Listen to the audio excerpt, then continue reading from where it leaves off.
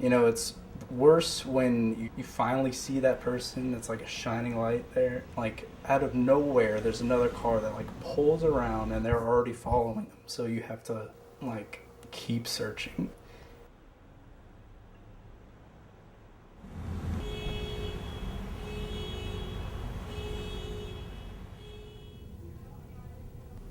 Almost like a math problem.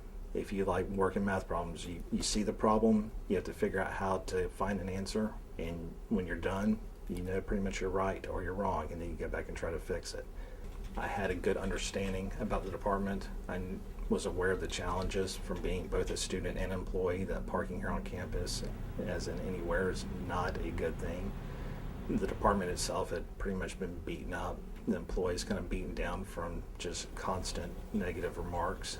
And so I was kind of trying to play on that to give hope to the department from other people's standpoint that I might come in and make a difference.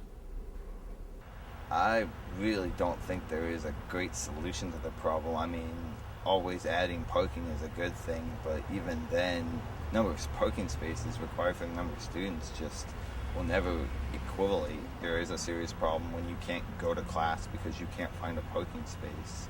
So there is an issue. I personally can't think of a way to deal with it or solve it for that matter. The first thing I would fix is the amount of handicap spots there are on campus. There seems to be at least like an X amount of many on each level, and they don't need to be past the first level.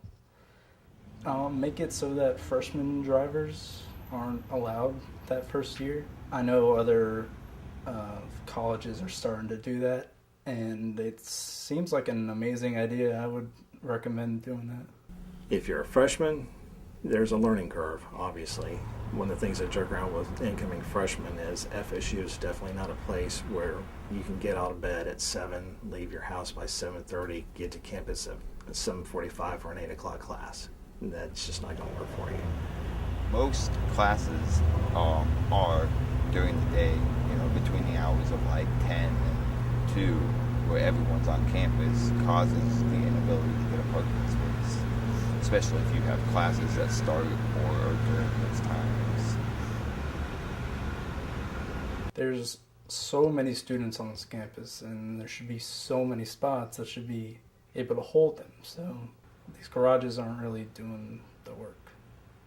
We're always looking. I'm my worst critic on it.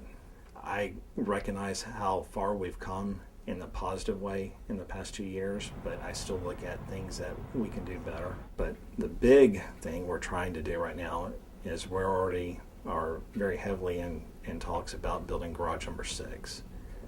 And that's a huge endeavor, but it's a reality. So stay tuned. Hopefully before you graduate and are gone, you'll see garage number 6 at least being dug.